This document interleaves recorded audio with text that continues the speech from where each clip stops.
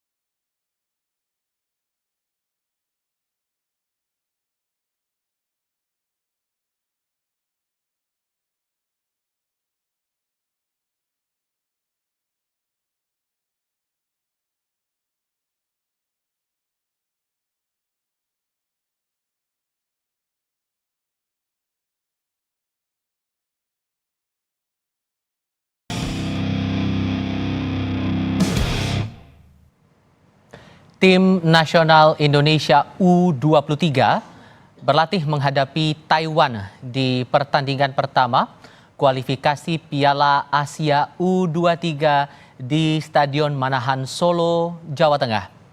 Saat ini ada 3 pemain timnas U23 yang dipanggil untuk memperkuat timnas senior. Meski demikian, pelatih Shin Tae-yong tetap yakin timnas bisa menang melawan Taiwan pada Sabtu malam nanti. Karena sejumlah pemain naturalisasi seperti Elkan Bagot, Ivar Jenner, dan Rafael Struijk sudah bergabung di Solo, Jawa Tengah.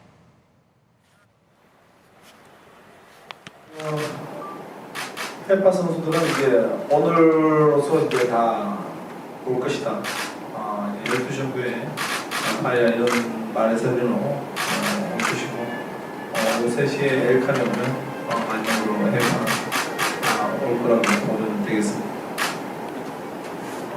그리고 지금 A팀의 23세의 3명이 차출이 됐는데 응급 상황으로 모시고 우리가 같이만 그 선수들은 8일 경기 끝나면 다시 Shin Tae-yong memanggil 27 pemain untuk timnas Indonesia U23 dengan komposisi perpaduan skuad SEA Games 2023 dan pemain U23 yang sempat memperkuat timnas senior. 3 pemain akan menjadi tulang punggung timnas U23 saat melawan Taiwan dalam kualifikasi Piala Asia U23 malam nanti.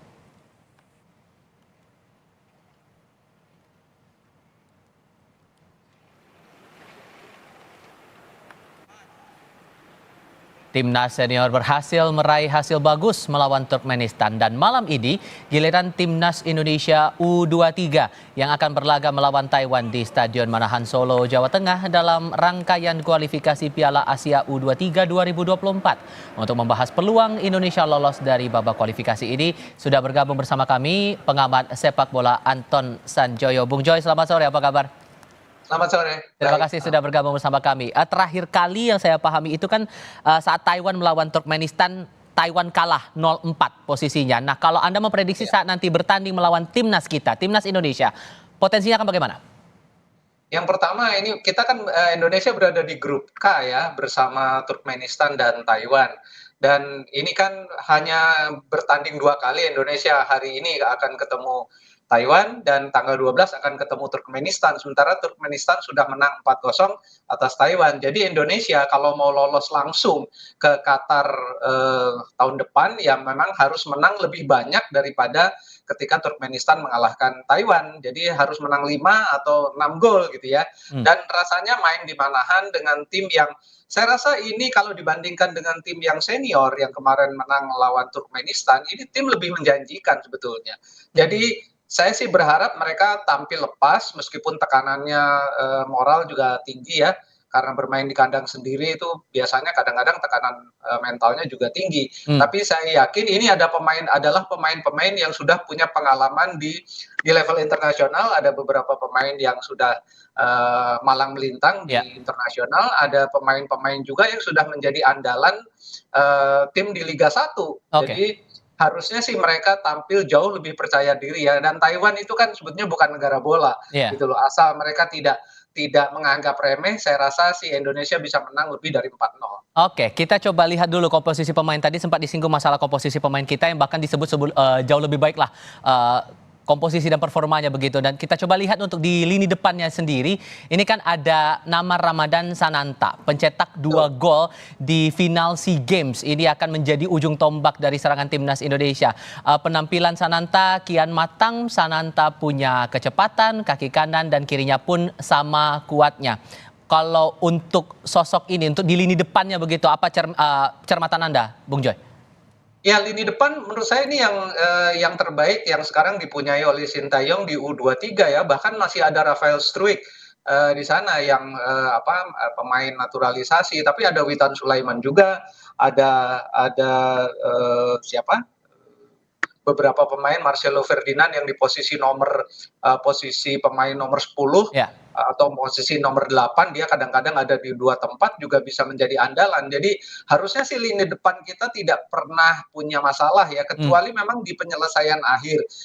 Ketika di SEA Games kemarin, di AFF final kan juga ada masalah di penyelesaian akhir. Nah itu. Dan Indonesia harusnya bisa menang ya, sayang harus kalah dalam adu penalti. Tapi overall sebetulnya tim U23 ini seperti saya bilang tadi jauh lebih menjanjikan daripada yang tim senior sekarang gitu. Jadi ini adalah pemain-pemain masa depan Indonesia yang bisa diandalkan untuk bukan saja menaikkan peringkat Indonesia 3-4 peringkat ya, Yap. bisa menaikkan sampai 10-12 peringkat lah. Karena Turkmenistan juga kan nggak bagus-bagus amat sebetulnya kalau misalnya di persaingan di grup K ya. Ya. Mereka sekarang di posisi 138 dan Indonesia di 147. Jadi harusnya sih imbang dan main di Manahan. Harusnya sih ya dukungan dari penonton luar biasa gemuruh dan itu akan membawa hasil positif lah. Tapi kalau lini tengah bagaimana cermatan Anda? Lini tengah ada Marcelino, ada Akran, sayang Beckham nggak kepilih ya, tapi ada Ivan Jenner juga. Jadi harusnya sih mereka kuat ya karena formasinya biasanya 4-3-3. Ini formasi yang paling menurut saya formasi yang paling ofensif tapi sekaligus juga seimbang. Karena Indonesia tuh dengan 4 pemain flat di belakang, 2 sayapnya tuh bagus-bagus. Ada Arhan kan, ada Rio Fahmi. Jadi harusnya sih dengan 2 center back yang sangat tangguh juga, kipernya di belakang Hernando juga sangat tangguh. Harusnya sih lini belakang nggak ada masalah. Lini tengah akan punya kekuatan lebih karena lini sayap-sayap Indonesia terutama di fullback ya bagus-bagus, terutama kalau kita bicara pemain seperti Arhan Pratama. Oke. Kembali lagi kita membahas soal peluang ini. Tapi kalau kita juga mencermati di sini kan posisi pelatih Sinteyong memegang 2 tim secara bergantian begitu dan antara timnas senior dengan timnas U23. Cermatan Anda untuk kinerja Sinteyong untuk mencermati fokus latihan dari timnas U23 ini, apakah akan ada kelebihan kekurangan tersendiri? Memang ideal ya sebetulnya kalau pegang senior dan U23 karena U23 ini kan sebetulnya satu step aja menuju ke timnas senior gitu loh. Jadi Sintayong memang harusnya dikasih tanggung jawab 2 tim saja karena dia bisa memantau berbarengan. Dan kan banyak pemain U23 juga yang sudah dipanggil ke tim senior kan. Ini yang sebetulnya yang membuat link antara pengamatan Sintayong dan timnya, antara tim 23 dengan tim senior itu tidak putus, tapi jangan dikasih di bawah U23 karena itu akan jadi kebebanan banyak dia. Jadi ideal sekali kalau dia pegang U23 dan senior karena itu linknya yang paling dekat. Karena setelah 23 kan nggak ada jenjang lain selain senior gitu loh. Jadi kalau Anda tanya gimana, apakah banyak, plus atau minusnya, menurut saya lebih banyak plusnya. Dan Sintayong kan sudah bisa membawa timnas, senior ke putaran final Piala Asia juga. Jadi, secara gelar barangkali dia belum bisa mempersembahkan ya, tapi Hmm. kemajuan yang didapat oleh tim Indonesia ini banyak sekali di bawah Sintayong. Ya memang belum dapat gelar, tapi menurut saya gelar itu harus kita perhitungkan di level Oke. senior. Mhm. Kalau di level U23, U19, U17 itu belum apa-apalah, nggak usah terlalu dibesar-besarkan. Hmm. Jadi kalau dapat gelar di level senior, nah baru kalau dia tidak dapat gelar di level kelompok umur, menurut saya tidak ada masalah karena Oke. Sintayong bukan itu Mhm. tugas utamanya. Gitu. Oke, kalau untuk barisan pertahanan yang mungkin perlu dicermati juga oleh timnas Indonesia menghadapi Taiwan nanti. Ya, kalau Elkan Bagot bermain, rasanya kepercayaan diri kiper dan barisan belakang akan meningkat ya. Apalagi kalau misalnya Rizky Ridho kan dia duetnya tuh banyak dengan Rizky. Jadi kalau misalnya Elkan tampil bisa lebih tenang, bisa Mhm. dia kan bagus juga ketika membangun serangan, build up dari bawah tuh dia bagus, passing-passing jauhnya juga bagus. Jadi ini memang pemain paling diandalkan di lini belakang. Kalau dia ada, Hernando akan sangat percaya diri dan kalau dia sudah percaya diri rasanya gawang Indonesia akan sulit sekali dibobol. Dua wingback-nya menurut saya juga pasangan yang terbaik yang ada sekarang ini. Bahkan kalau ditaruh di senior pun mereka sudah sangat layak. Oke, mungkin bisa diperjelas lagi nih, Bung Joy, soal lini depan kita nih, karena kan ada posisi Ramadan Sananta juga di situ yang mungkin perlu jadi cermatan yang perlu diperhatikan betul begitu, Nat?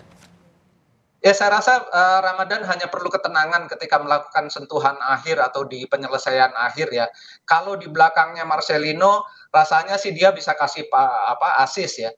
Hmm. Dan, kalau misalnya Witan Sulaiman juga bermain, kan dia agak liar nih, Witan Sulaiman liar dalam arti positif ya.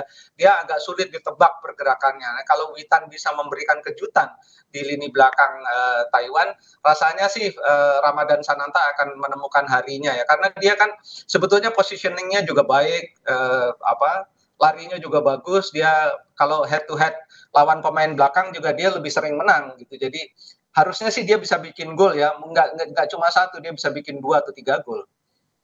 Oke, sehingga singkat saja, optimisme untuk kemenangan kita bisa lolos begitu ke Piala Asia dan masuk Olimpiade ini dibilang cukup realistis targetnya? Ya kan, step-nya Indonesia harus juara grup dulu, kemudian lolos ke Qatar, dari Qatar akan lolos kalau misalnya bisa mengimbangi tim elit Asia yang lain akan lolos ke Olimpiade di Paris, Hmm. gitu loh. Tapi sekarang PR besarnya adalah lolos dululah ke Qatar dan tampil sebaik-baiknya nanti di Qatar. Sekarang harus jadi juara grup dulu. Mhm. Problem terbesarnya apakah tanggal 12 Indonesia bisa, mengimbangi atau menang, bahkan lawan Turkmenistan supaya tidak menunggu posisi runner up terbaik dari grup K. Karena sangat tricky kan, yang lolos adalah 11 juara grup dan Baik. 4 runner up terbaik. Mhm. Ini yang akan jadi PR besar bagi Sintayong. Doa terbaik untuk timnas U23 nanti melawan Taiwan. Terima kasih Bung Joy sudah berdiskusi bersama kami sore ini. Selamat sore, Bung. Selamat sore, sama-sama.